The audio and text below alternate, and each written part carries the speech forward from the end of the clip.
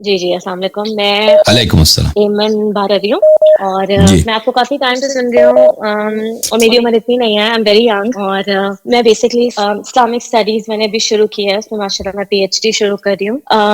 میں سر آپ سے پوچھنا چاہتی ہوں کہ دیکھیں میں پاکستان میں رہی ہوں کئی سال اور جی اب میں یو ایس آ گئی ہوں اور پوری لائف پاکستان میں ہم نے جتنے بھی مجالس وغیرہ سنے اس میں یہ چیز تھی کہ امام حسین کا ایک وقت آیا کہ جب امام حسین اور حضرت عباس جو ہیں وہ یزید کے دربار میں گئے اور اس نے کہا کہ آئی mean not Yazid but like جو اس وقت آئی یزید کا جو تھا کہ گورنر تھا مدینے میں. تو اس نے یہ کہا تھا کہ مجھ جیسا تو جیسے کی بیعت نہیں کرے گا. صحیح ہے، اوکے، دس از ون صحیح. تھنگ. دوسرا یہ کہ جب میں نے آپ کے شروع کے اس میں سنے کہ جب آپ نے امام حسین کے بارے میں بتایا کہ ان کا کیا مطلب ان کا کیا دماغ میں تھا یا وہ کس طرح ہو گئے ہیں، تو مجھے یہ پوچھنا ہے کہ جو بھی باتیں آپ نے اس وقت بتائیں مجھ جیسا تجھ جیسے کی بیعت نہیں کرے گا، یہ میں بچپن سے سنتی آ رہی ہوں ساری مجلسوں میں. صحیح ہے. تو ہمارے دماغ میں یہ تھا کہ امام حسین نے بیعت نہیں کر. صحیح ہے. ایٹ ون پوائنٹ آپ کے لیکچرز میں یہ بات تھی کہ وہ بیعت کر لیتے کیونکہ بکس میں بھی ہماری شیعوں کی یہ لکھا ہے کہ امام زین العابدین نے یزید کی بیعت کی تھی ایک ٹائم پہ.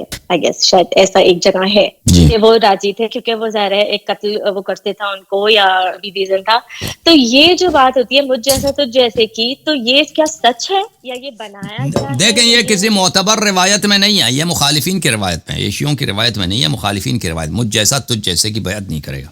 تو یہ ٹھیک ہے نا. ہے ہی نہیں، مطلب یہ ایک ریالٹی ہے ہی نہیں. عرض یہ ہے کہ معتبر نہیں ہے. ہو سکتا ہے صحیح بھی ہو سکتا ہے صحیح نہ ہو. اس کی وجہ میں آپ کو بتاتا ہوں کہ امام حسین علیہ الصلوۃ والسلام، دیکھیں یہ شرعی لحاظ سے کوئی حرام نہیں ہے کہ اگر آپ کی جان کو خطرہ ہے، آپ کے اہل و عیال کو خطرہ ہے اور اسلام کا اور تشیع کا تحفظ اسی سے ہوگا کہ آپ بظاہر کسی ظالم خلیفے کی بیعت کر لیں، وإلا آپ سب تباہ ہو جائیں گے، دین تباہ ہو جائے گا. تو یہ کوئی حرام نہیں ہے کہ آپ بیعت کریں. اس سے کوئی نہ کوئی باطل حق بن جاتا ہے، نہ کوئی حق باطل بن جاتا ہے، کیونکہ سب کو پتا ہے کہ یہ مجبوری کی بیعت ہے. مجبوری کی بیعت، آپ مثلا مجبوری میں کسی کو امیر المؤمنین کہتے ہیں تاکہ آپ کی جان بچ جائے، جیسے امام جعفر صادق علیہ الصلوۃ والسلام نے منصور کو بارہا امیر المؤمنین کہا ہے. ٹھیک ہے نا. تو اس یہ سب کو پتا ہے کہ یہ حرام نہیں ہے شرعی لحاظ سے.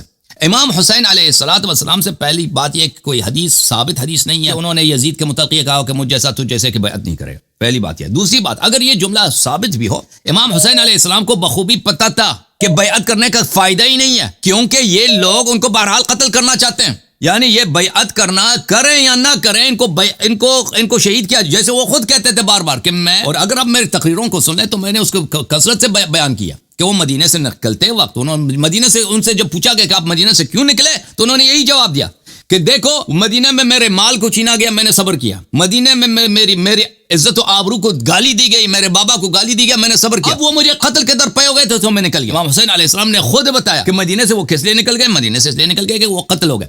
تو اگر یہ روایت صحیح بھی ہو تو اس کا مطلب یہ ہے کہ اگر امام حسین علیہ السلام بیعت بھی کر لیتے اس کا فائدہ نہیں تھا. تیسری بات یہ ہے کہ معاویہ اور امام حسین علیہ السلام کے درمیان جو معاہدہ ہوا تھا اس میں سے ایک شرط یہی رکھا کہ معاویہ اپنے بعد کوئی کسی کو اپنا جانشین نہیں بنائے گا، اور اگر معاویہ دنیا سے مر گیا تو اس کا جانشین خلافت امام حسن علیہ السلام کو ملے گا، اور اگر امام حسن علیہ السلام دنیا میں نہیں تھے تو امام حسین علیہ السلام کو ملے گا. ٹھیک ہے نا. امام حسین علیہ السلام کو ملے گا. تو معاویہ کی جب وفات ہوئی ہے تو حق کس کا بنتا ہے؟ امام حسین. اسی معاہدے کے تحت تو اس وقت اس زمانے میں اگر امام حسین علیہ السلام پہلے ہی مطالبے میں بیعت کر لیتے تو پوری دنیا ان کو وہ کر لیتا، ملامت کر لیتا. پوری دنیا ان کو کوفے والے، عراق والے سب ملامت کرتے کہ بھائی ہم آپ کے ساتھ تھے، آپ بیعت نہ کرتے، پوری دنیا آپ کے ساتھ تھی، آپ ادھر ہم آپ کو حکومت بنا کے دے دیتے. بھائی یزید کچھ بھی نہیں تھا کیونکہ معاہدہ یہی ہوا تھا. سب کو پتہ ہے کہ معاہدہ یہی ہے کہ جب معاویہ مر جائے تو حکومت امام حسین علیہ السلام کو ملے. تو امام حسین علیہ السلام کے لیے مناسب بھی نہیں تھا کہ پہلے ہی مطالبے پر وہ بیعت کر لیتے. تو دوسری روایت میں موجود ہے کہ روز عاشور سے پہلے انہوں نے عمر بن سعد سے یہی کہا تھا کہ مجھے یا تو کسی فرنٹیئر پہ جانے دو، میں ایک عام مسلمان کی طرح رہوں، یا مجھے راستہ دے دو کہ میں یزید کے پاس جاؤں. اور اس میں الفاظ یہی ہیں. یہ شیعوں کی حدیث نہیں ہے، یہ اصل میں اس کی حدیث ہے، طبری کی حدیث ہے، لیکن شیعہ کتب میں بھی آیا، شیعہ علماء نے اس سے نقل کیا کہ میں اپنا ہاتھ یزید کے ہاتھ پہ رکھوں گا. یہ وہاں پہ موجود ہے. بہرحال جیسے یہ روایت جیسا تو جیسے کی بیعت نہیں کرے گا، اسی جیسا روایت یہ بھی موجود ہے کہ مجھے جانے دو، میں یزید کے ساتھ اپنے ہاتھ رکھوں گا. دونوں جماعت عمریہ کی حدیث ہے. ٹھیک ہے نا. دونوں جماعت عمریہ کی حدیث. اگر آپ وہاں پہ استدلال کرتے ہیں تو یہاں پہ بھی اس کو یہ بھی دیکھ لیں کہ انہی لوگوں نے یہ بھی روایت کی. تو عرض یہ ہے کہ ہم اگر امام حسین علیہ الصلوۃ والسلام، عرض یہ ہے کہ وہ کوئی انقلابی شخص ہوتے، انہوں نے انقلاب کرنا ہوتا تو انقلاب کے لیے بہت محنت کی ضرورت ہوتی ہے، اس کے لیے بہت سارے خطبوں کی ضرورت ہوتی ہے. کوئی خطبہ کچھ بھی نہیں ہے، کوئی جد و جہد نہیں امام حسین علیہ السلام کی جانب سے کہ وہ یزید کے خلاف، وہ یزید کا تختہ الٹانے، بلکہ ان کے بابا کے اقوال ہیں، ان کے نانا کے اقوال ہیں، ان کی والدہ کے اقوال ہیں، ان کے بھائی کے اقوال ہیں، ان کے اپنے اقوال اتنے زیادہ ہیں کہ میرا قاتل یزید ہے، بنی امیہ مجھے قتل کر دیں گے اور میں کربلا میں شہید ہو جاؤں گا. ان کے رسول صلی اللہ علیہ وسلم کے یہ سب احادیث ہیں، قرآن کی آیات ہیں. اس سے پہلے انبیاء سب کو پتا تھا. تو یہ کہ یزید کی حکومت کا خاتمہ امام حسین علیہ السلام کے ہاتھ نہیں ہوگا، یہ تو امام حسین علیہ السلام کو بخوبی پتا تھا. جی بیان. نہیں، لیکن میرا سوال یہ ہے کہ جو ایک پاکستان میں ایک نیریٹو ایک بلڈ کیا گیا ہے کہ امام حسین کے لیے، صحیح ہے نا؟ دیکھیں ہمارے سارے امام، مطلب یہ تو وداؤٹ اے ڈاؤٹ کہ وہ بہت زیادہ، مطلب رسول خدا کو بھی کہتے ہیں کہ انہوں نے کبھی جنگ نہیں کی لیکن وہ بہت زیادہ جری تھے، صحیح ہے، یہ تو ایک ہے.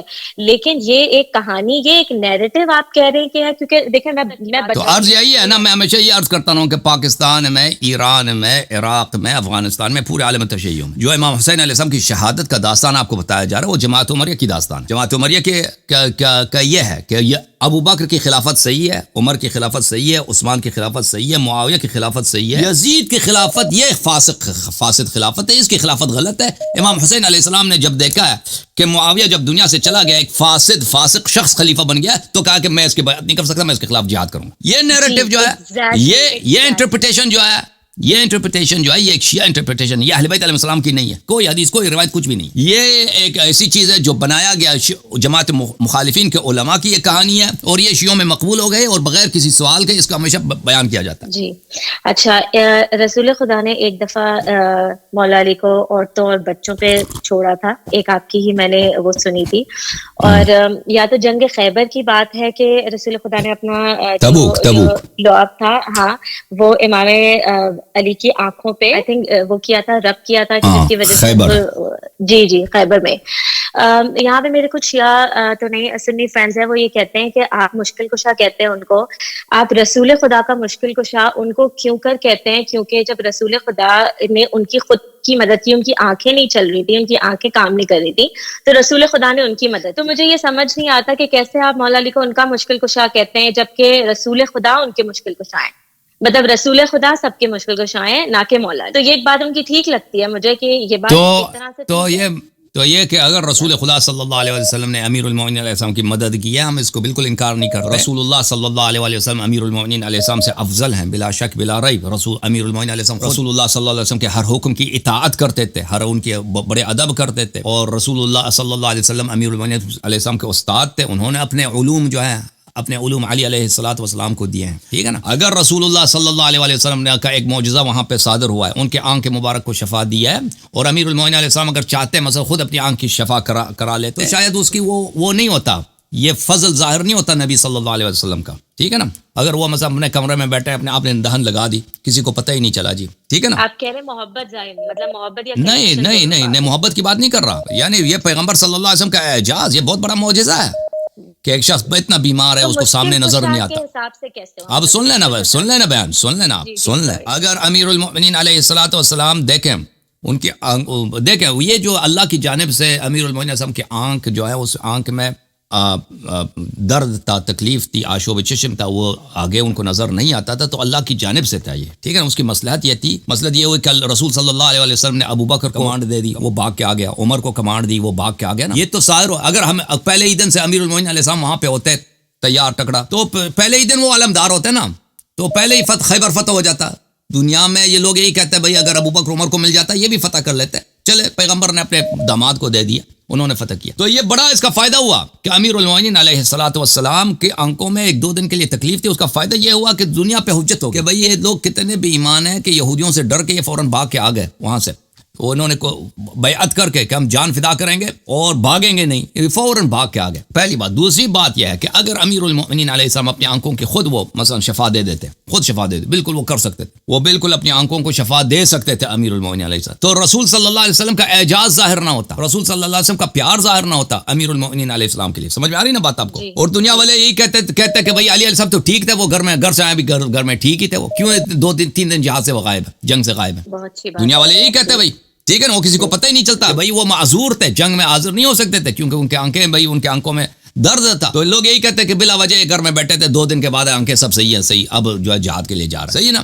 تو اس کے بڑے فائدے ہیں.